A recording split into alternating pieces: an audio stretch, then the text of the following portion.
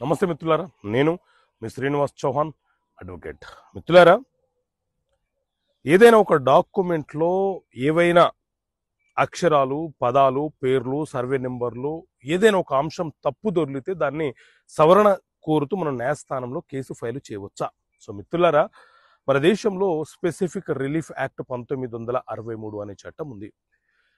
ఇందులోని సెక్షన్ 26 ఏం చెప్తుంది అని అంటే, ఏదైనా ఒక డాక్యుమెంట్లో అది సేల్ డీడ్ కావచ్చు లేదా ఏ ఇతర డాక్యుమెంట్ అయినా కావచ్చు, ఆ డాక్యుమెంట్లో ఉద్దేశపూర్వకంగానో లేకపోతే టైపికల్ మిస్టేక్ వలనో పొరపాటు వలనో ఏదైనా ఒక తప్పు దొర్లితే ఆ తప్పును సవరించమని మనం న్యాయస్థానంలో రెక్టిఫికేషన్ ఆఫ్ ఇన్స్ట్రుమెంట్ కింద కేసు ఫైలు చేసుకునే అవకాశం మనకు ఉంటుంది. సాధారణంగా అమ్మిన వ్యక్తి ఎవరైతే ఉన్నారో వాళ్ళు కనుక వస్తే మనం న్యాయస్థానానికి వెళ్లకుండానే